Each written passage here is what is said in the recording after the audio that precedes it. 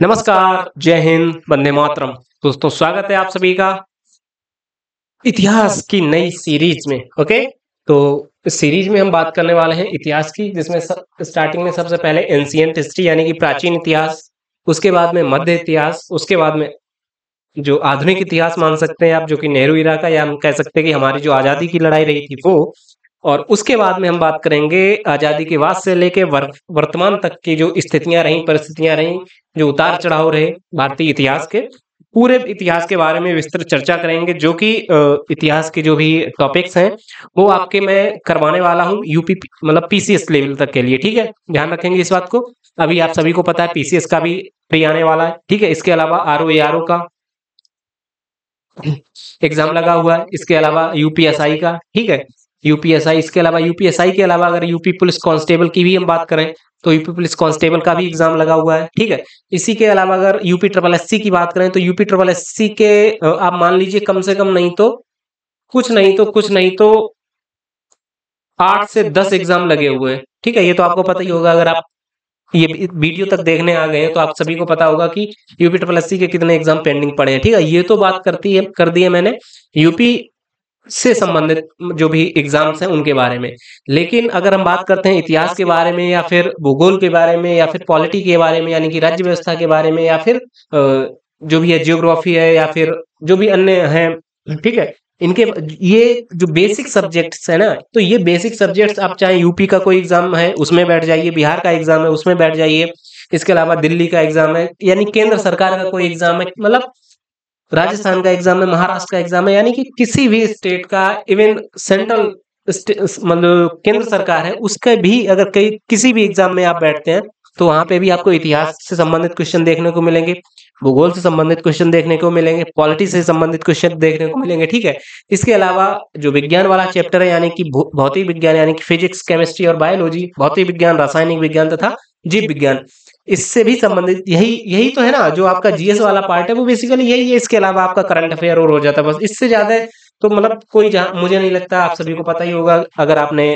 Competitive level के exam की तैयारी की है तो इससे बाहर कोई पूछा जाता हो। ठीक है, तो फिलहाल हालांकि मैंने आपको जो राज्य व्यवस्था है यानी कि पॉलिटी की सीरीज मैंने स्टार्ट कर दी है। इसके अलावा यूपी जीके की मैंने सीरीज स्टार्ट की है। यूपी जीके के अलावा मैंने ये इतिहास की सीरीज स्टार्ट की है। ठीक है, इसके साथ साथ मैं बहुत जल्दी कंप्यूटर की क्लासेस स्टार्ट करने वाला हूँ। और कंप्यूटर के अलावा मैं चाहूंगा कि मैं हिंदी की, क्योंकि यूपी के कोई भी एग्जाम जैसे कि अगर पीसीएस ले लें, यहाँ पे भी हिंदी आती है, आरओ में भी हिंदी आती है, यूपीएसआई में भी हिंदी आती है, यूपी पुलिस कांस्टेबल में हिंदी आती है, यूपी ट्रिपल एससी के हर एग्जाम में हिंदी आती है, तो मैं हिंदी को भी उतनी ही प्रायोरिटी देना चाहूंगा। तो यूपी और जो हिंदी का है, हिंदी की भी क्लासेस आपके सामने पूरी जो सीरीज है हिंदी की बहुत जल्द पीसीएस लेवल तक की हिंदी मैं करवाने वाला हूँ। ओके, तो बिना देरी के लिए देरी किए हुए हम बढ़ते हैं आगे। ओके, तो अगर अभी तक आपने हमारे चैनल को सब्सक्राइब नहीं किया तो चैनल सब्सक्राइब कर ले। मिलते हैं आपसे अंत में। ओके, तो बात करते हैं इतिहास के बारे में। इतिहास यानी कि हिस्ट्री। ठीक है, आप सभी को स्क्रीन पे दिख ही रहा होगा इतिहास। बेसिकली इतिहास को 3 प्रकार से डिवाइड किया गया यानी कि 3 टर्म में डिवाइड किया गया है। ठीक है, तो जिसमें पहला टर्म आपका हो जाता है प्रागैतिहासिक काल, आपको दिख रहा होगा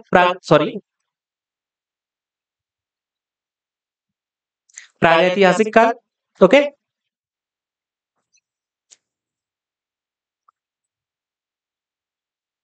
ठीक है, प्रागैतिहासिक काल ये आपका फर्स्ट पॉइंट हो जाता है। यानी कि अगर हम इतिहास की पढ़ने की बात करते हैं तो सबसे पुराना जो इतिहास रहेगा वो आपका प्रागैतिहासिक काल रहेगा, यानी कि प्रागैतिहासिक इतिहास से भी पुराना। ठीक है, ओके, या यूं समझ लीजिए कि इतिहास में भी जो पहले वाले, जैसे कि अगर हम साइज की बात करें तो एक स्मॉल साइज होता है, एक मीडियम साइज होता है, एक एक्स्ट्रा लार्ज होता है। ठीक है, यानी कि या फिर किसी टर्म की बात करें तो एक मीडिएवल टर्म होता है, एक लोअर, एक हायर।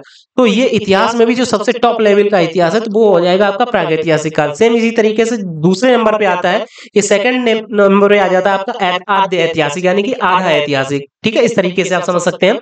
इसके बाद में थर्ड नंबर पे आ जाता है आपका ऐतिहासिक। ओके, तो ऐतिहासिक क्लियर, मतलब इतिहास को बेसिकली अगर हम टर्म के अकॉर्डिंग डिवाइड करें तो इतिहास को 3 भागों में डिवाइड किया गया, प्रागैतिहासिक, आद्य ऐतिहासिक और ऐतिहासिक। ठीक है, प्रागैतिहासिक की अगर बात करें तो प्रागैतिहासिक काल को, या कह सकते हैं कि प्रागैतिहासिक काल को बेसिकली 4 पार्ट्स में डिवाइड किया गया। ठीक है, जिसमें पहला पार्ट आपका हो जाता है पुरापाषाण काल, दूसरा हो जाता है मध्यपाषाण काल, तीसरा हो जाता है नवपाषाण काल और चौथा हो जाता है ताम्रपाषाण काल। क्लियर? यानी कि अगर इतिहास की पहले बात करें तो इतिहास को 3 टर्म में, उसमें भी जो पहला पार्ट है यानी प्राग ऐतिहासिक, उसको 4 भागों में डिवाइड किया गया है। ये एक्चुअली कोई ना मैंने डिवाइड किया है, ना आपने डिवाइड किया, ना ही किसी मतलब कह सकते हैं किसी इतिहासकार ने डिवाइड किया। ये जो एक सिनेरियो है यानी कि पढ़ने के तरीके के अनुसार कि आपको इस तरीके से जल्दी समझ आ जाएगा, आपको इस तरीके से पढ़ना है, वो पढ़ने के अनुसार इसको इस तरह से डिवाइड किया गया है। ठीक है, तो प्रागैतिहासिक हो गया जिसको 4 पार्ट्स में डिवाइड किया गया। ओके, 4 पार्ट्स में। इसके बाद में जो आद्य ऐतिहासिक आपको दिख रहा होगा, तो आद्य ऐतिहासिक को बेसिकली सिंपल सा है। इसमें आपने अगर सिंधु घाटी सभ्यता पढ़ी हुई है, ठीक है, जो कि लगभग आज से 7200 साल पहले तक हुआ करती थी, तो सिंधु घाटी सभ्यता को आद्य ऐतिहासिक काल में पढ़ा जाता है। ठीक है, और इसके अलावा अगर बात करते हैं ऐतिहासिक काल की, तो ऐतिहासिक काल को निम्न लगभग आप मान सकते हैं 5 भागों में या फिर 4, कई की जगह 4 भागों में भी बोला गया है। तो इसमें सबसे पहले आ जाता प्राचीन काल, जिसमें हम पढ़ेंगे मान लीजिए कि जो हमारा था यानी कि ब्राह्मण युग था, जिसको बोलते हैं कि मनुवाद वाला जो टाइम था। ठीक है, तो इसके बाद में मध्यकाल। ठीक है, मध्यकाल के बाद मध्यकाल, और मध्यकाल के बाद में आ जाता है आपका आधुनिक काल। आधुनिक काल के बाद आधुनिक काल में यहाँ पे हम पढ़ेंगे जहाँ पे हमारे हिंदुस्तान में या कह सकते कि अंग्रेजों की हुकूमत आ गई थी, यानी कि 1600 ईस्वी के आसपास, जहाँ पे ईस्ट इंडिया कंपनी आ गई थी। ठीक है, इसके बाद में नेहरू काल। नेहरू काल में हम पढ़ेंगे मान लीजिए कि 1947 के बाद का जो भारत रहा या उसके बाद का जो इतिहास रहा, यानी कि जब तक नेहरू जी प्रधानमंत्री थे उस टाइम पीरियड का। ठीक है, इसके बाद में हम विश्व इतिहास की बात करेंगे, जहाँ पे हम पेरिस की जो विश्व युद्ध रहे थे हमारे, प्रथम और द्वितीय विश्व युद्ध, उसके बारे में चर्चा करेंगे। प्रथम द्वितीय विश्व युद्ध के अलावा अगर हम बात करते हैं कि रूस की क्रांति है, फ्रांस की क्रांति है, अमेरिका की क्रांति है, उसके बारे में चर्चा करेंगे। ठीक है, तो ये समय समय पे जैसे जैसे हम आगे बढ़ते जाएंगे तो उस हिसाब से आगे सारे कुछ क्लियर होता जाएगा, आपको पढ़ाते जाएंगे और याद करते जाएंगे। ठीक है, स्टेप बाय स्टेप सारा चलेंगे, और साथ के साथ में हम क्वेश्चन आंसर यानी कि जो क्वेश्चंस अभी तक के आए हुए हैं एग्जाम्स में, तो उनको ही मतलब कह सकते हैं कि ध्यान में रखते हुए ये जो कंटेंट है वो आपके लिए डिलीवर करेंगे। कंटेंट बनाया सिर्फ उसी को ध्यान में रखते हुए जो अभी तक क्वेश्चन आए हैं। ठीक है, और आने की संभावना पूरी है। ठीक है, आप सभी को पता है अभी चूंकि यूपी में अगर शिक्षक भर्ती की बात करें तो लगभग 60,000 प्लस टीचर की वैकेंसी भी आने वाली है। ठीक है, तो वहां पे भी इतिहास से संबंधित क्वेश्चन पूछा जाएगा, भूगोल से संबंधित क्वेश्चन पूछा जाएगा, तो और पॉलिटी से भी संबंधित क्वेश्चन पूछा जाएगा। तो ये सब आपके लिए काफी ज्यादा हेल्पफुल रहेगा, काफी ज्यादा इंपॉर्टेंट है इस वजह से। ठीक है, चलिए, इतिहास का आपको सिनेरियो समझ आ गया। अगर इतिहास को 3 भागों में डिवाइड करते हैं, प्राग ऐतिहासिक, आद्य ऐतिहासिक तथा ऐतिहासिक। प्राग ऐतिहासिक को 4 भागों में डिवाइड करते हैं, ऐतिहासिक को, आद्य ऐतिहासिक को सिंधु घाटी सभ्यता, और ऐतिहासिक काल को बेसिकली प्राचीन, मध्य, आधुनिक, नेहरू, विश्व इतिहास। ठीक है, और प्राग ऐतिहासिक में पुरापाषाण काल, मध्यपाषाण काल, नवपाषाण काल और ताम्रपाषाण काल।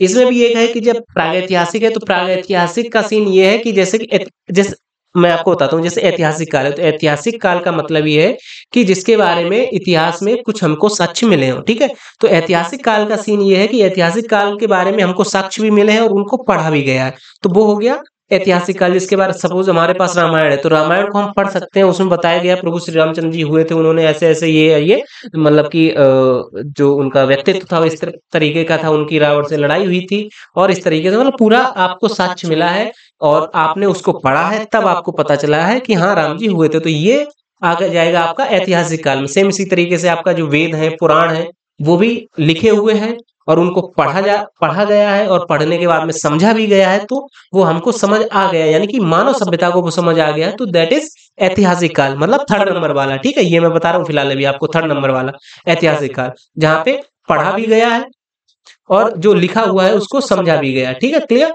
इसके अलावा अगर आद्य ऐतिहासिक काल की बात करें तो यहाँ पे क्या है कि यहाँ का लिखा तो गया है। ठीक है, आद्य ऐतिहासिक काल का लिखा तो हुआ है उस समय, लेकिन वो हम लोग पढ़ नहीं पाए, यानी कि लिखा तो है पर पढ़ा नहीं गया। ठीक है, सपोज जैसे कि वहां पे इन्होंने लिख दिया कि यूं ऐसे वो ये कोई लैंग्वेज लिख दी। अब ये लिखा तो है, ये तो हमको समझ आ रहा है कि ये कुछ लिखा है, लेकिन ये वर्तमान के परिप्रेक्ष्य में या कह सकते कि जो दुनिया के इतिहासकार हैं उन्होंने ये पढ़ नहीं पाया कि आखिर ये क्या लिखा है, लेकिन डेफिनेटली ये कुछ ना कुछ तो लिखा ही है। तो ये है आपका आद्य ऐतिहासिक काल। ठीक है, यानी कि यहाँ पे आधा आधा, यानी लिखा तो है पर हमको पढ़ा नहीं गया, हमको समझ नहीं आया। ठीक है, हमने सिर्फ अंदाजा लगाया। लेकिन अगर प्राग ऐतिहासिक काल की बात करें, ये आपको प्राग ऐतिहासिक काल यानी कि जो 1st नंबर वाला दिख रहा है,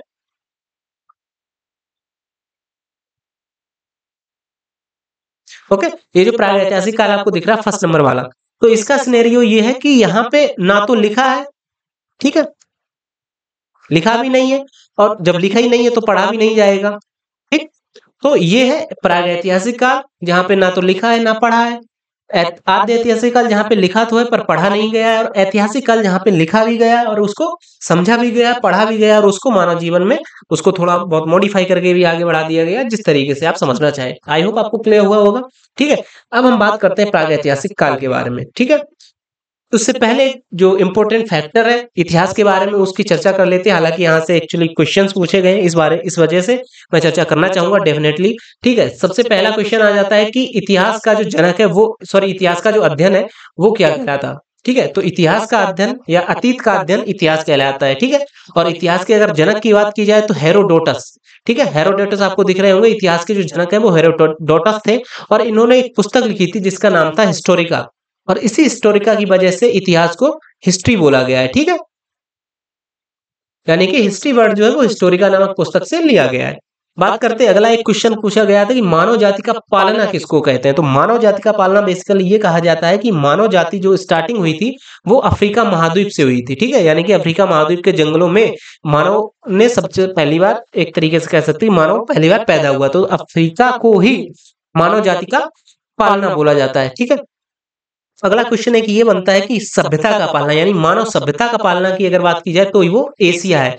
आप सभी ने अगर जियोग्राफी पढ़ी हुई है तो आप सभी को पता है कि पूरी दुनिया में 5 कॉन्टिनेंट हैं। ठीक है, जिसमें एशिया, ठीक है, और इसके अलावा Europe, America, north America, south America, Asia, Europe और अटलांटिका। ठीक है, तो इतने 5 कॉन्टिनेंट हैं। तो उसमें ही जो मानव जाति का पालना है वो अफ्रीका महाद्वीप है, और सभ्यता का पालना एशिया महाद्वीप। एशिया महाद्वीप में हमारा भारत आ जाता है। ठीक है, इसके अलावा आपके पड़ोसी जितने भी हैं क्षेत्र वगैरह वो सारे आ जाते हैं। आधे से ज्यादा मान सकते हैं कि लगभग 80% रसिया का भाग है, चाइना है, ये सारे एशिया का भाग है। ठीक है, ये मतलब ये एक तरीके से कह सकते हैं कि ये जियोग्राफी का पार्ट है, और जब मैं आपको जियोग्राफी के लेक्चर्स लूंगा, जियोग्राफी पढ़ाऊंगा, उसमें मैं ये सारा कुछ करवाऊंगा जब भी जियोग्राफी पढ़ाऊंगा।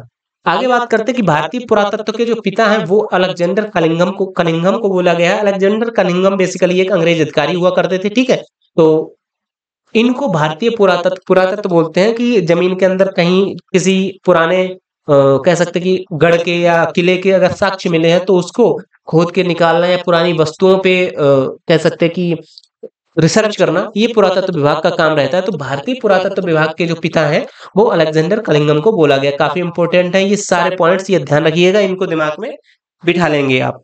बात करते हैं भारतीय पुरातात्विक संग्रहालय, जिसका नाम है इंदिरा गांधी मानव संग्रहालय, जो कहाँ पे स्थित है, ये आपका भोपाल में स्थित है। ठीक है, और ये अगर बात करते हैं सर्विस की तो ये संस्कृति मंत्रालय के अंतर्गत काम करता है। यानी भारतीय पुरातत्व संग्रहालय जिसका नाम है इंदिरा गांधी मानव संग्रहालय भोपाल में स्थित है, तथा ये संस्कृति मंत्रालय के अधीन काम करता है। आप कमेंट करके बताइए कि वर्तमान में भारत का जो कल्चरल मिनिस्टर है यानी कि संस्कृति मंत्री है वो कौन है। ठीक है, ये आप से हम कमेंट की अपेक्षा करते हैं। आगे बात करते हैं कि इतिहास का नामकरण मिलने वाली धातु के आधार पर क्रिश्चियन थॉमस ने किया था, और लिखावट के आधार पर इनका जो नामकरण था वो जॉन ब्रुस ने किया था। ठीक है, काफी इंपॉर्टेंट ये भी फैक्टर है कि अगर इतिहास में नामकरण की बात करते हैं तो मिलने वाली धातुओं के आधार पर तथा लिखावट के आधार पर, ये बेसिकली क्वेश्चन आपका बनेगा पीसीएस लेवल के एग्जाम्स में या फिर यूपीएससी लेवल के एग्जाम में। ठीक है, जहां पे वो मिलान करने के लिए दे देते हैं। ठीक है, वहां पे एक तरफ दे देंगे कि मिलने वाली धातुओं के आधार पर इतिहास का नामकरण, ठीक है, लिखावट के आधार पर नामकरण ये किसने किया था। आगे आपको 4 ऑप्शन मिले रहेंगे जिसमें क्रिश्चियन थॉमस तथा जॉन ब्रुस होगा। ठीक है, तो इस तरीके से तो कुल मिला के लिखावट के आधार पर जॉन ब्रुस और मिलने वाली धातु के आधार पर क्रिश्चियन थॉमस। इसको आप इस तरीके से ध्यान रखेंगे अगर मैं एक ट्रिक के माध्यम से आपको बताना चाहूँ। ठीक है, तो ठीक है, जैसे कि धातु की बात करते हैं। ठीक है, तो धातु बेसिकली जस्ट अ सेकेंड। ठीक है, जैसे कि धातु की बात करते हैं। ठीक है, तो धातु बेसिकली जैसे कि हमारा थर्मस होता है। ठीक है, तो थर्मस किसी न किसी धातु का बना हुआ होता है, जैसे कि आप सभी को पता है एल्यूमिनियम का होगा या प्लास्टिक का होगा। इसको प्लास्टिक को भी आप धातु ही समझ लीजिए। ठीक है, तो कुल मिला के जो थर्मस है आपका, ठीक है, वो थर्मस किसका बना हुआ है, धातु का बना हुआ है। तो धातु के आधार पर मिलने वाली चीज का जो वर्गीकरण है वो थर्मस से आप रिलेट कर पाए तो वहां पे आ जाएगा आपका क्रिश्चियन थॉमस। ठीक है, इसके अलावा अगर बात करते हैं लिखावट के आधार पर, तो लिखावट के आधार पर जॉन ब्रुस। आप सभी को पता है कि जैसे कि जो ब्रश होता था, अगर पहले के टाइम पे आपने मान सकते हैं कि जिसको बोलते थे कला, आर्ट, ठीक है। अगर उत्तर प्रदेश से संबंधित हैं आप, तो आप सभी को पता है कि कला एक विषय हुआ करता था और विषय हुआ करता है वर्तमान में भी, जो कि शायद 10th में कला पढ़ाई जाती है। और उसके अलावा हालांकि कला तो ग्रेजुएशन लेवल तक पढ़ाई जाती है, कला के अध्यापक नियुक्त होते हैं। ठीक है, तो कला में ब्रश का इस्तेमाल होता है। तो वो ब्रश क्यों इस्तेमाल होता है? कला करने के लिए। कला यानी कि लिखावट। अगर आप थोड़ा रिलेट करेंगे तो लिखावट के आधार पर जो इतिहास का नामकरण किया था वो जॉन ब्रश ने किया था। ठीक है, क्लियर। आगे चलते हैं, आगे बात करते हैं। हालांकि मैंने आपको ये बता रखा था कि जो इतिहास है, इतिहास को बेसिकली 3 पार्ट्स में डिवाइड किया गया है। ठीक है, ये मैंने पहले भी आपको बताया था, प्रागैतिहासिक, आद्य ऐतिहासिक तथा ऐतिहासिक। अब हम बात करने वाले हैं प्रागैतिहासिक काल के बारे में। ठीक है, हालांकि पहले भी मैंने आपको बताया कि जो प्रागैतिहासिक काल है, तो इतिहास का वह समय जब मानव ना तो पढ़ना जानता था ना लिखना जानता था, वो सिर्फ एक जानवर हुआ करता था। कुल मिला के इस तरीके से आप समझें। ठीक है, तो प्रागैतिहासिक काल के समय मानव ना पढ़ना जानता था ना लिखना जानता था, मानव एक जानवर हुआ करता था। और इसकी जानकारी केवल पुरातात्विक साक्ष्य से मिलती है। इसके अंतर्गत पाषाण काल को रखा जाता है, यानी पाषाण काल जिसको बोलते हैं हम स्टोन एज। ठीक है, पाषाण काल के बारे में अगर बात करें तो पाषाण काल का नाम ही पत्थरों के आधार पे किया गया था, यानी कि इस समय पत्थर ही हुआ करते थे। पत्थर से ही हम एक दूसरे को मारते थे, पत्थर से ही हम शिकार करते थे। हम क्या, यानी तत्कालीन जो व्यक्ति थे, पुरुष थे, या जो जिसको उन समय आदि मानव बोला जाता था। ठीक है, तो पाषाण काल का अगर इतिहास देखें या पाषाण काल के बारे में देखें, तो उस समय तक मानव पत्थर के औजारों का प्रयोग करता था। इस वजह से इस समय को या तत्कालीन समय को पाषाण काल कहा जाने लगा था। भारत में सर्वप्रथम 1863 में रॉबर्ट ब्रश, यानी जिन्होंने लिखावट के आधार पर इतिहास का वर्गीकरण किया था, इन्होंने पाषाण कालीन सभ्यता की खोज की थी। ठीक है, यानी कि पाषाण कालीन सभ्यता की खोज किसने की थी? जिसने लिखावट के आधार पर इतिहास को डिवाइड किया था। लिखावट के आधार पर किसने डिवाइड किया था? कोई ब्रश करके मैंने आपको बताया था, तो कौन थे? Robert brush. ओके, कब किया था इन्होंने? 1863 में। ठीक है, क्लियर। आगे चलते हैं, तो पाषाण काल में भी, पाषाण काल को बेसिकली हम मान सकते हैं, या पाषाण काल बोल लीजिए आप, या फिर आप इस तरीके से बोल लीजिए कि प्रागैतिहासिक काल। तो इसको बेसिकली 4 पार्ट्स में डिवाइड किया गया था, मैंने आपको बताया था, जिसमें पूरा पाषाण काल, मध्य पाषाण काल, ठीक है, और नव पाषाण काल तथा ताम्र पाषाण काल या उत्तर पाषाण काल। ठीक है, इसमें सबसे पहला पार्ट आ जाता है हमारा पुरा पाषाण काल। ठीक है, तो पुरा पाषाण काल आज से लगभग 20 लाख ईसा पूर्व से 12,000 ईसा पूर्व तक। ठीक है, यानी 20 लाख ईसा पूर्व से 12,000 ईसा पूर्व तक, यानी कि आज से लगभग आप मान लीजिए 20 लाख में और 2024 ऐड कर लीजिए, कुल मिला के सिनेरियो आप 20 लाख ही मान लीजिए, क्योंकि जहां पे लाखों में बात हो रही है वहां पे करोड़ों, लाखों, मतलब हजारों को नहीं गिना जाता है। ठीक है, तो पूरा पाषाण काल का ये अगर समय अवधि की बात की जाए, तो ये आज से लगभग 20 लाख साल पहले से लेके 20 लाख ईसा पूर्व से लेके लगभग आज से 12,000 ईसा पूर्व तक का जो कालखंड था, इसको पुरा पाषाण काल बोला जाता था। ठीक है, पुरा पाषाण काल में भी यह इतिहास का सबसे प्रारंभिक समय था। ठीक है, इस समय में मानव को आदिमानव कहा जाता था। इस समय मानव खानाबदोश या खाद्य संग्राहक था, अर्थात उसके जीवन का मुख्य उद्देश्य जानवरों की भांति ही पेट भरना हुआ करता था। ठीक है, यानी मैंने आपको बताया था कि इस समय आदमी नहीं या मानव नहीं बल्कि जानवर हुआ करता था। ठीक है, वो इस तरीके से इधर उधर घूम रहा है, कुछ मिल गया तो खा ले रहा है, वरना चल रहा है इस तरीके से। इस समय के मानव की सबसे बड़ी उपलब्धि ये थी कि इस समय के मानव ने आग की खोज कर ली थी। ठीक है, ये इस समय के मानव ने सबसे बड़ी उपलब्धि हासिल की थी कि आग की खोज कर ली थी। कैसे की थी? एक्चुअली पाषाण काल ही था, तो एक दिन बैठा होगा ऐसे ही ठलुआ, सोच रहा होगा कुछ, उसने 2 पत्थर उठाए, ऐसे ही रगड़े, तो जब आपस में रगड़े होंगे तब उसमें से कुछ आग निकल गई होगी। या जंगल में बैठा होगा, चूंकि जंगल में ही रह रहा था, तो नीचे सूखे पत्ते पड़े होंगे, तो जैसे उसने ऐसे पत्थर रगड़े होंगे, तो वो चिंगारी नीचे किसी सूखे पत्तों पे गिर गई होगी, तो सूखे पत्तों पे गिरने से वो आग लग गई, आधे जंगल में फैल गई इस तरीके से। तो तब से मानव को लगा कि हाँ, इस तरीके से 2 पत्थरों को अगर हम घिसें तो इससे कुछ ना कुछ तो ऐसा होता है जिससे ऊष्मा पैदा होती है। ठीक है, तो इस तरीके से कुल मिला के पूरा पाषाण काल में ही मानव ने आग की खोज कर ली थी। ठीक है, क्लियर। आगे बात करते हैं, देखिए अगर आप कांस्टेबल लेवल के पेपर में बैठेंगे तो वहां पे आपसे ये पूछा जाएगा आप आग की खोज कब की थी, तो वहां पे ऑप्शन देगा आपको प्रागैतिहासिक काल, आद्य ऐतिहासिक काल या फिर ऐतिहासिक काल। लेकिन वहीं अगर आप पीसीएस लेवल के एग्जाम में बैठेंगे तो वहां पे आपसे पूछेगा अगर आग की खोज कब हुई थी, तो वहां पे ऑप्शन देगा पुरा पाषाण काल, मध्य पाषाण काल, नव पाषाण काल या आधुनिक पाषाण काल, इस तरीके से। कुल मिला के बात केवल जो मान सकते हैं कि स्टैंडर्ड की है। ठीक है, कि किस स्टैंडर्ड के एग्जाम में आप बैठेंगे, हालांकि मैं आपको पूरा डीपली बताता हुआ चल रहा हूँ। ठीक है। इस समय का मानव पत्थर के बड़े बड़े औजारों का प्रयोग किया करता था शिकार के लिए, जैसे कि चढ़ गया वो पेड़ पे, चूंकि बंदर से ही मानव बना हुआ है, तो पेड़ पौधों पे तो चढ़ना आता ही था उसको। पेड़ पे चढ़ गया वो, एक बड़ा सा पत्थर लेके, उसने देखा नीचे हिरन आया, शेर आया या फिर कोई भी जानवर आया, ऊपर से उसने पत्थर फेंक दिया, बड़ा सा पत्थर। तो जैसे ही नीचे किसी जानवर के ऊपर बड़ा सा पत्थर लगेगा तो वो वहीं पे धराशायी हो जाएगा, या मान लीजिए वो मर जाएगा। तो उसके मरने पे ऐसे ही उस जानवर को ले गया, उठाया, कोपचे में बैठा और चबाना स्टार्ट कर दिया, इस तरीके से। यानी कि कुल मिला के मानव खुद ही एक जानवर हुआ करता था और उसी तरीके की वो हरकतें किया करता था। इस समय मानव ने चित्रकारी आरंभ कर दी थी। चित्रकारी क्या, एक्चुअली उसने ऐसे ही एक दिन बैठा होगा, मतलब फ्री बीड़ी फूंक के, ठीक है, तो उसने देखा होगा कि यार हम कैसे दिख रहे हैं, या उसने अपने अगल बगल वाले जानवर देखे या अपने जैसे दिखने वाले लोग देखे, तो उसने देखा कि हाँ हम इस तरीके से, ऐसे करके मेरा कोई मुंह है, ठीक है, इस तरीके से मेरा 2 पैर है, 2 हाथ है। तो उस समय के मानव चित्रकारी समझ गया था, उसने सिर्फ इसी तरीके की चित्रकारी की थी जैसी मैंने आपको ये करके बताई है, ठीक है। यानी कि ऊपर एक फेस है, यहाँ पे 2 हाथ हो गए, ऐसे करके 2 पैर हो गए, इस तरीके की उसने चित्रकारी की थी। कोई बड़ा वो चित्रकार टाइप का नहीं बना था, बस ऐसे ही उल्टी सीधी उसने चित्रकारी की थी, जो कि सिंबॉलिक चित्रकारी हुआ करती थी, ठीक है। और अगर चित्रकारी ये बात की जाए कि चित्रकारी के जो साक्ष्य हैं वो कहाँ से मिले हैं, तो मध्य प्रदेश का एक जिला है रायसेना। आप सभी को अगर पता होगा, अगर आपने मध्य प्रदेश के बारे में पढ़ा है थोड़ा बहुत भी, तो मध्य प्रदेश में एक रायसेन नाम के जिला है, वहां पे गुफा है जिसको भीमबेटका गुफा बोली जाती है, ठीक है। तो उस भीमबेटका की गुफा में पूरा पाषाण कालीन चित्र देखने को मिले, जो कि जैसे मैंने आपको ऊपर दिखाया, जैसे ये कि ये लड़का बना है इस तरीके से, तो ऐसे ही वहां पे चित्र उस भीमबेटका की जो गुफा है उसमें देखने को मिले हैं, ठीक है। जिसको अंदाजा ये लगाया गया ये पूरा पाषाण कालीन चित्र है, ठीक है। कौन सा जिला है? मध्य प्रदेश का रायसेन जिला। और अगर वहां पे भी अगर बात की जाए कि भीमबेटका की गुफाएं एग्जैक्ट किस जगह पे है, तो उस जगह का नाम है अब्दुल्लागंज, ठीक है।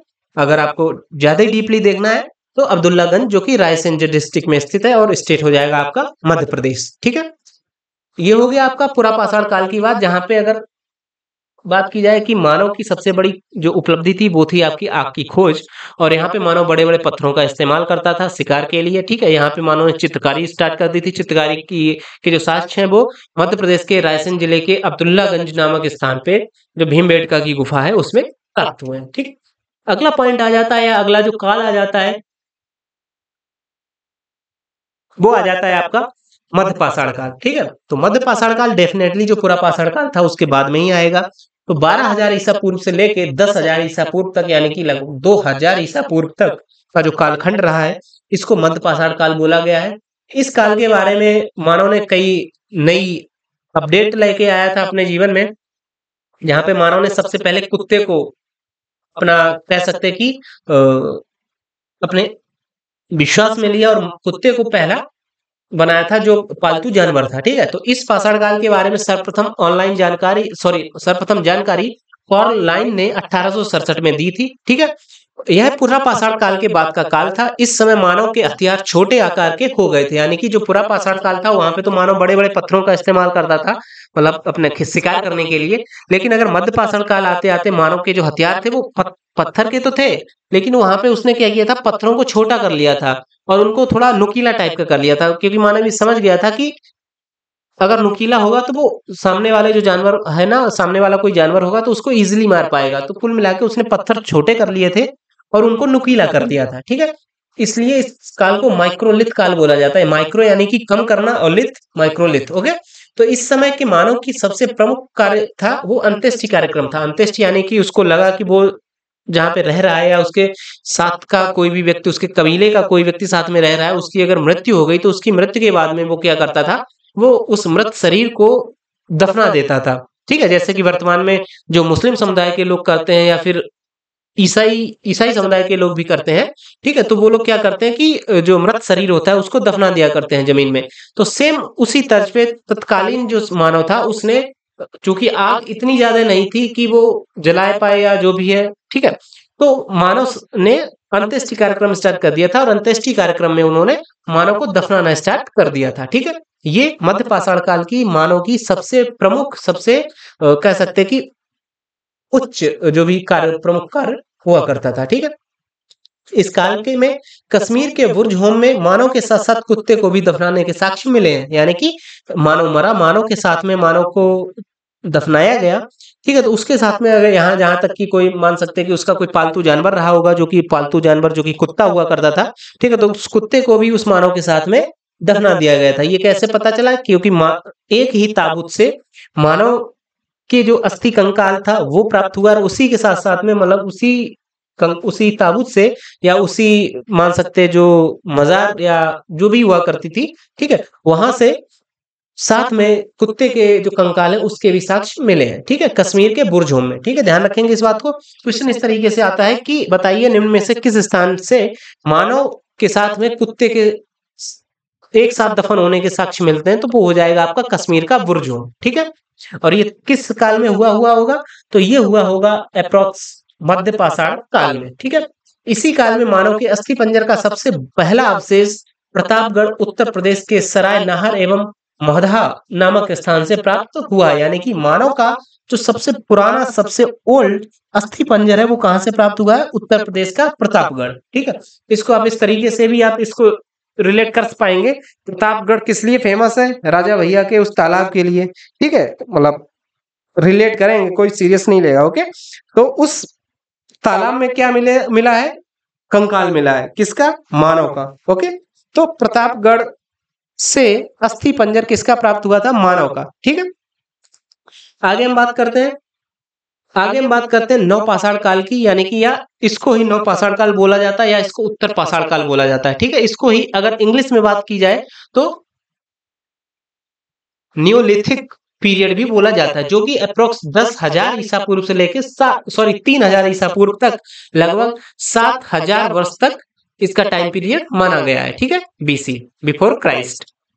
इस काल के बारे में सर्वप्रथम जानकारी सन जॉन लुवॉक ने 1856 में 65 ओके 1865 में प्रस्तुत की थी। इस काल में मानव ने स्थायी आवास बना लिए थे, साथ ही कृषि एवं पशुपालन भी प्रारंभ कर दिया था। मानव ने इस काल में पहिया और मनका की खोज कर ली थी। पहिया एवं मनका होता है घड़ा। अगर आप गांव से बिलोंग करते हैं और आपने देखा हो आपके दादी नानी के समय पे, अगर आप मतलब 95 की पैदाइश है तो आपको पता होगा, तो वहां पे एक बड़े से आकार का घड़ा हुआ करता था आपकी दादी के मतलब कमरे में या नानी के कमरे में। अगर आपने देखा होगा जिस तरीके का आपका घड़ा है, सेम इसी तरीके से बड़े आकार का घड़ा मान लीजिए, जैसे कि अप्रोक्स 4 फुट का या 3 फुट से प्लस का मतलब लंबाई में, तो उस घड़े को मन का बोला जाता था, ठीक है। तो कुल मिला के नव पाषाण काल या उत्तर पाषाण काल से आप इस तरीके से रिलेट करेंगे जैसे नव पाषाण काल है, यानी कि यहाँ पे कुछ नया हुआ।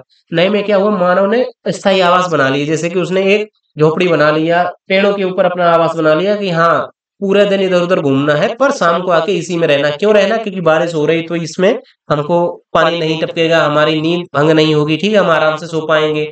इस तरीके से कोई जंगली जानवर हमारे ऊपर अटैक नहीं कर पाएगा क्योंकि हम सेफ रहेंगे। ये सोच के साथ में मानव ने स्थायी आवास बना लिए और डेफिनेटली वो उन आवासों में रहना स्टार्ट कर दिया था, ठीक है।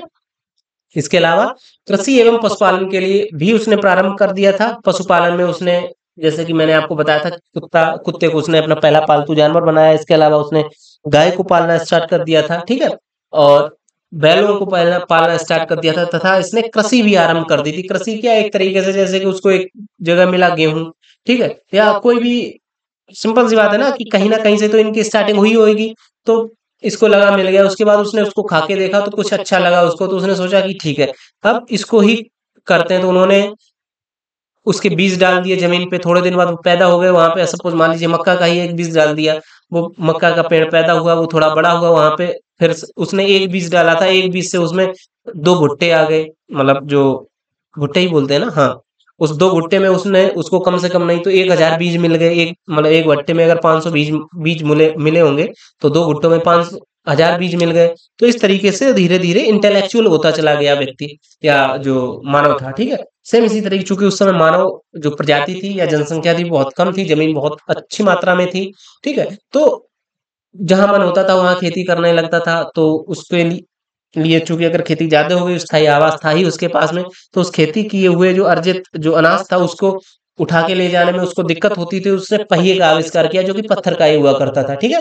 तो कुल मिला के इस तरीके से मानव ने यहाँ पे थोड़ा तो विकास किया था। इसके अलावा कर्नाटक के मैसूर के पास में संगन कल्लू नामक जो स्थान था, वहां पे नवपाषाण कालीन पुरास्थल से राख के टीले भी प्राप्त हुए हैं। ठीक है, पुरापाषाण काल का जो साक्ष्य भारत में, ये आदमगढ़ लिखा है बल्कि ये आजमगढ़ होगा, जो भारत में सॉरी नहीं, ये आदमगढ़ ही है जो कि मध्य प्रदेश का स्थान है। ठीक है, तथा बागौर जो कि राजस्थान का स्थान है। ठीक है, यहाँ से प्राप्त हुए पशुपालन के जो साक्ष्य हैं वो भारत में। ठीक है, और मानव द्वारा पाला गया पहला जो पशु था वो यहाँ पे कुत्ता हुआ करता था। ठीक है, तो यहाँ तक हो गया हमारा नवपाषाण काल। इसके आगे आज हम बात करने वाले हैं ताम्रपाषाण काल के बारे में। चूंकि मैंने आपको बताया था कि जो प्रागैतिहासिक काल था वो बेसिकली 4 पार्ट्स में डिवाइड था, उसी संदर्भ में जो अंतिम पार्ट था वो हमारा था ताम्रपाषाण काल, जिसको चिल्को लिथ पीरियड भी बोला जाता है। ठीक है, यह पाषाण काल का जो अंतिम रूप था। ठीक है, इस समय तांबे की खोज हो गई थी, और मानव द्वारा अगर बात की जाए कि सबसे पहली धातु कौन सी जो मानव द्वारा खोजी गई थी वो थी तांबा। ठीक है, तो इस समय तांबे की खोज हुई थी, जिसके कारण मतलब चूंकि तांबा की खोज हो गई तो औद्योगिकरण शुरू हो गया था। औद्योगिकरण यानी कि इस तरीके से लोग तलवारें बनाने लगे थे, लोग मतलब एक तरीके से अपना आधिपत्य जमाना स्टार्ट कर दिया थे। ठीक है, तो इस तरीके से या मान सकते हैं जैसे तांबे का आविष्कार हो गया तो वहां पे फिर तलवारें बनने लगी, या फिर धनुष बाण बनने लगे, या आप मान सकते हैं कि औजार बनने लगे नई नई तकनीकों के तहत। ठीक है, तो पहली जो मानव द्वारा जो खोजी गई पहली धातु कौन सी थी? तांबा थी। कब खोजी गई? ताम्रपाषाण काल के युग में। ठीक है, ये सेम यही क्वेश्चन आपका जो आरओ का जो एग्जाम था, जो कि अभी फिलहाल 11 फरवरी को था। ठीक है, ये कैंसिल हुआ था, तो उस एग्जाम में सेम यही क्वेश्चन पूछा गया था कि मानव ने तांबे की खोज जो की थी वो किस काल में की थी। ठीक है, यही 4 ऑप्शन आए थे, मतलब पुरापाषाण काल, नवपाषाण काल, ताम्रपाषाण काल या फिर उत्तरपाषाण काल। ठीक है, सेम यही क्वेश्चन आया था। इसके अलावा अगर बात करें, यहाँ पे तांबे की खोज हो गई थी, मानव द्वारा खोजी गई पहली धातु तांबा हुआ करती थी। इस काल के लोग मुख्यतः ग्रामीण समुदाय बना के रहने लगे थे। ठीक है, यानी कि एक तरीके से ग्रुप में यहाँ के लोग रहने लगे थे। आगे बात करते हैं आहार एवं गिलोंद पुरास्थल राजस्थान के वनास घाटी में फैली हुई ताम्रपाषाण कालीन बस्तियां हैं। यानी कि अगर आपसे ज्यादा ही डीपली मतलब यूपीएससी लेवल का पूछेगा तो पूछ लेगा कि बताइए ताम्रपाषाण कालीन जो बस्तियां 2 या 3 प्राप्त हुई हैं वो कहाँ पे प्राप्त हुई हैं? तो वो राजस्थान के बनास घाटी में प्राप्त हुई हैं, और जिनका नाम है आहार एवं गिलोंद पुरास्थल। ठीक है, आहार का प्राचीन नाम ताम्रवती अर्थात तांबा वाली जगह हुआ करता था। ठीक है, यानी कि आहार जो वर्तमान में आहार जिसका नाम है, इसको तत्कालीन समय में या प्राचीन इतिहास के समय पे या ऐतिहासिक पुस्तकों में इसको पहले के समय में तांबवती बोला जाता था, यानी कि तांबा वाली जगह या तांबा नगरी भी मान सकते हैं आप। ठीक है, आहार को बिहार में सेनुवार, सोनपुर और ताराडीह तथा पूर्वी उत्तर प्रदेश में खैराडीह और नरहन ताम्रपाषाण कालीन स्थान है। ठीक है, ताम्रपाषाण कालीन जो कह सकते कि साइट्स हैं, उत्तर प्रदेश में अगर बात की जाए तो खैराडीह और नरहन, और बिहार में सोनपुर, ताराडीह, सेनुवार। ओके, आगे बात करें महिषदल पश्चिम बंगाल की ताम्रपाषाण बस्तियां हैं। ठीक है, मतलब अगर आप उत्तर प्रदेश का एग्जाम दे रहे हैं तो सिंपल सी बात आपसे उत्तर प्रदेश के बारे में पूछा जाएगा, या पश्चिम बंगाल का आप पे एग्जाम दे रहे हैं तो पश्चिम बंगाल के जीएस से पूछा जाएगा, तो वहां पे ये पूछा जा सकता है कि बताइए पश्चिम बंगाल में मौजूद ताम्रपाषाण कालीन जो बस्ती है वो क्या है? तो वो है आपकी महिषदल। सेम इसी तरीके से अगर उत्तर प्रदेश के बारे में पूछा जाता है कि बताइए उत्तर प्रदेश में किस स्थान से या एग्जैक्ट किस स्थल पर ताम्रपाषाण कालीन बस्तियां प्राप्त हुई हैं, ताम्रपाषाण कालीन साक्ष्य प्राप्त हुए हैं, तो वो हो जाएगा आपका उत्तर प्रदेश में खैराडीह और नरहन। ठीक है, खैराडीह और नरहन, नरहन, नरहन। इसको आप इस तरीके से ध्यान रखेंगे जैसे कि उत्तर प्रदेश में आप सभी को पता होगा कि हम लोग जनरली क्या बोलते हैं, खैर छोड़ो जाने दो, खैर छोड़ो जाने दो। ठीक है, खैर छोड़ो जाने दो, तो खैर से आपका हो गया खैराडीह। ठीक है, उत्तर प्रदेश में खैराडीह और नरहन, हन का मतलब बेसिकली ये होता है कि हत्या कर देना, खैर छोड़ो जाने दो अदरवाइज आई विल, जो भी है। ठीक है, तो नरहन, नर का मतलब है इंसान, हन का मतलब हत्या, तो खैर छोड़ो जाने दो अदरवाइज नर की हम, समझ गए? तो मतलब ये मैं बस इसलिए बता रहा हूं कि आप बाई चांस अगर ये भूल जाते हैं कि खैराडीह क्या है, तो जैसे ही आपके सामने ऑप्शन आएगा ना कि अच्छा उत्तर प्रदेश में खैराडीह है, यानी कि खैर छोड़ो अदरवाइज नरहन कर देंगे। ठीक है, नरसंहार कर देंगे। इस तरीके से। और बिहार के बारे में अगर बात की जाए तो बिहार में तो सोनपुर, ताराडीह और सेनुआ। वहीं अगर बात करते हैं मध्य प्रदेश के बारे में तो मध्य प्रदेश में ताम्रपाषाण कालीन जो पुरास्थल है वो बेसिकली नवदा टोली मध्य प्रदेश का काफी इंपॉर्टेंट और काफी इंपॉर्टेंट कह सकते हैं एग्जाम के पॉइंट ऑफ व्यू से भी ताम्रपाषाण ताम्रपाषाणी पाषाण कालीन पुरास्थल है। ठीक है, इसका उत्खनन या कहे कि इसके बारे में जो इसको निकलवाया था वो निकलवाया था सांकलिया ने, एचडी सांकलिया ने। ठीक है, ताम्रपाषाण कालीन युग की जो सबसे बड़ी बस्ती थी वो थी इनाम गांव। ओके, इनाम गांव ताम्रपाषाण युग की सबसे बड़ी बस्ती हुआ करती थी। और ये जो पॉइंट्स है ये मैंने जो आपको बता रहा हूँ ये यूपीएससी लेवल के, ये आपके यूपी पुलिस कांस्टेबल में या यूपीएसआई लेवल तक के एग्जाम्स में ये क्वेश्चन नहीं पूछे जाएंगे। ठीक है, बात करते हैं अगर यहाँ के लोग विशेषकर किस देवी की पूजा करते हैं तो यहाँ पे आप सभी को काफी इंपोर्टेंट हो जाता है ये वाला पॉइंट कि ताम्रपाषाण काल के समय पे मातृ देवी की एक मूर्ति मिली है। ठीक है, और यहाँ के लोग मातृ देवी की पूजा किया करते थे। ठीक है, बच्चों के गलों में तांबे के मनकों का हार पहनाकर उन्हें दफनाने के साक्ष्य महाराष्ट्र के चंदौली और नेवासा बस्तियों से प्राप्त हुए हैं। यानी कि जब कोई बच्चा मर जाता था तो उसके गले में तांबे के मनकों का एक हार पहना के उनको दफना दिया जाता था। ठीक है, और ये जो बच्चे दफन हुए हैं वो कहाँ से प्राप्त हुए? ये महाराष्ट्र से प्राप्त हुए, महाराष्ट्र का चंदौली डिस्ट्रिक्ट। ठीक है, चंदौली और नेवासा बस्ती। ओके, डिस्ट्रिक्ट नहीं, चंदौली और नेवासा बस्तियों से। आगे बात करते स्टेटाइट और कॉर्नेलियन ताम्रपाषाण युगीन प्रमुख कीमती पत्थरों में से एक थे। जैसे वर्तमान में अगर बात की जाए, वर्तमान में हम हीरे को काफी ज्यादा तवज्जो देते हैं, काफी वैल्यूएबल मानते हैं, हीरा देन सोना इस तरीके से। तो तत्कालीन समय में यानी कि ताम्रपाषाण कालीन युग में स्टेटाइट और कॉर्नेलियन ताम्रपाषाण युग में काफी प्रमुख कीमती वस्तुओं या कीमती पत्थरों में से एक हुआ करते थे। और जिनके पास में ये दो पत्थर हुआ करते थे वो ऐसा बोला जाता था कि ये बहुत धनी व्यक्ति है। ओके, सर्वप्रथम ताम्रपाषाण लोगों ने ही प्रायद्वीपीय भारत के बड़े बड़े गांव बसाए थे। ठीक है, यानी कि तत्कालीन लोगों ने यानी ताम्रपाषाण काल में ही लोगों ने बड़े बड़े गांव बसाए थे। ठीक है, और आगे बात करते सबसे बड़ा ताम्र उपकरण मध्य प्रदेश के गुंगेरिया से प्राप्त हुआ है। यानी कि तांबे का सबसे बड़ा जो उपकरण है वो मध्य प्रदेश से ही प्राप्त हुआ है, मध्य प्रदेश में गुंगेरिया नामक स्थान से। ठीक है, इस काल के लोग लिखना नहीं जानते थे, ना ही वे नगरों में रहते थे, जबकि कांस्य युगीन लोग नगरवासी हो गए थे। ठीक है, यानी कि ताम्रपाषाण कालीन युग के लोग नगरों में नहीं रहते थे, वो गांव में रहते थे। ठीक है, और वो ना तो लिखना जानते थे और ना ही पढ़ना जानते थे। लेकिन उसके बाद में ताम्रपाषाण काल में आ जाता है कांस्य युगीन सभ्यता या कांस्य युग। तांबे के बाद में कांसे की खोज हुई थी, तो कांसे की खोज होते होते इंसान जो था वो गांव की बजाय वो नगर में शिफ्ट होने लगा था, या एक तरीके से नगर की ओर पलायन करने लगा था। ठीक है, नगरवासी हो गया था। मलावा मृदभांड ताम्रपाषाण का सर्वोत्तम मृदभांड है। मृदभांड, ठीक है, और चित्रित मृदभांड का सबसे पहले प्रयोग ताम्रपाषाण काल में हुआ था। क्लियर? तो जो चित्रित मृदभांड का सबसे पहले प्रयोग ताम्रपाषाण में हुआ था, और मलावा का जो मृदभांड है वो ताम्रपाषाण कालीन युग का सर्वोत्तम मृदभांड है, यानी सबसे उत्तम मृदभांड है। ठीक है, तो ये था आज का हमारा टॉपिक जहां पे हमने बात की सबसे पहले इतिहास के बारे में। इतिहास को बेसिकली 3 पार्ट्स में डिवाइड किया गया, आद्य ऐतिहासिक, प्राग ऐतिहासिक तथा ऐतिहासिक। ठीक है, प्राग ऐतिहासिक के बारे में हमने इस वीडियो में चर्चा की, जहां पे प्राग ऐतिहासिक को 4 पार्ट्स में डिवाइड किया गया, पुरा पाषाण काल, मध्य पाषाण काल, नव पाषाण काल और ताम्रपाषाण काल। ठीक है, इसके अलावा इतिहास का जो अध्ययन है यानी अतीत का अध्ययन इतिहास कहलाता है। यानी कि इतिहास की अगर परिभाषा की बात की जाए तो इतिहास क्या कहलाता है? तो अतीत का अध्ययन इतिहास कहलाता है। इतिहास के जनक हेरोडोटस थे। हेरोडोटस की जो पुस्तक थी वो हिस्टोरिका थी। हिस्टोरिका के ही नाम पे इतिहास को हिस्ट्री बोला गया है। ठीक है, मानव जाति का सभ्यता या मानव जाति का पालना की अगर बात करते हैं तो वो अफ्रीका हो जाएगी। मानव जाति की अगर सभ्यता की बात करते हैं, सभ्यता का पालना की बात करते हैं तो वो आपकी एशिया हो जाएगी। भारतीय पुरातत्व के पिता वो अलेक्जेंडर कलिंगम को बोला गया है, और भारतीय पुरातत्व जो संग्रहालय है वो मध्य प्रदेश के भोपाल में स्थित है।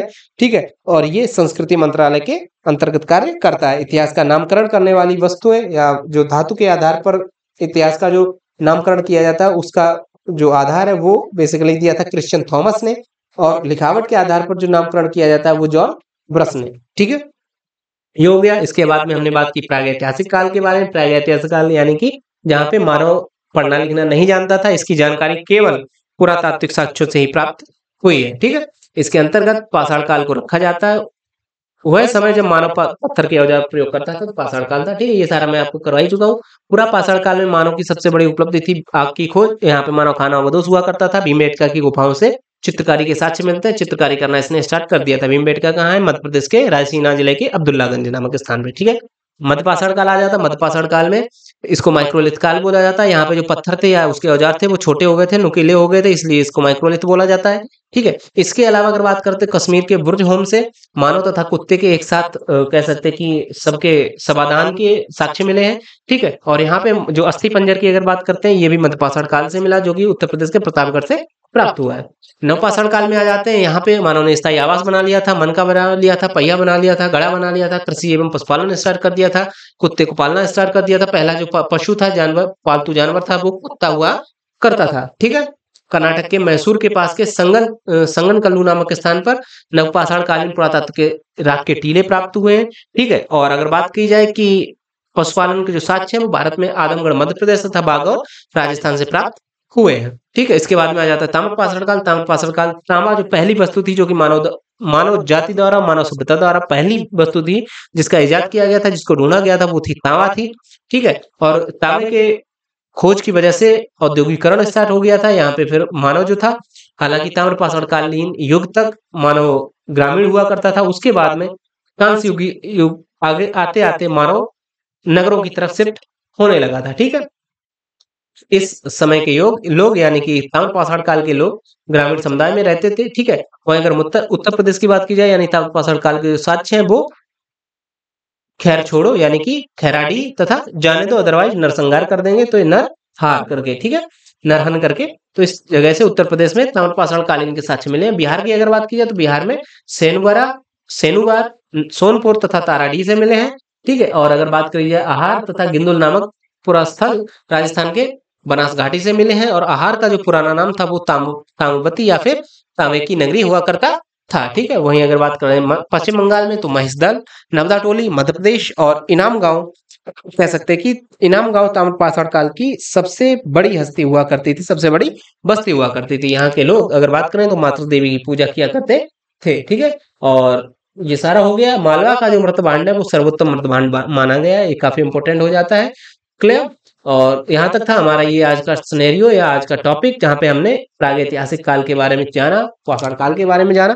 ठीक है, अगर आपको वीडियो में समझ आया, वीडियो अच्छा लगा तो कमेंट करके बताइए और मार्गदर्शन करिए। अगर आपको कुछ इसमें नया अपडेट चाहिए, कोई नई मतलब किसी नए तरीके का कोई आपको अपडेट चाहिए तो आप अवश्य बताएं, हम उसको स्वीकार करेंगे, कोशिश करेंगे आपके अनुसार आपकी भावनाओं का ख्याल रखने का और उसको अप्लाई करने का। ठीक है, जो भी आपके सजेशंस रहेंगे उनके बारे में।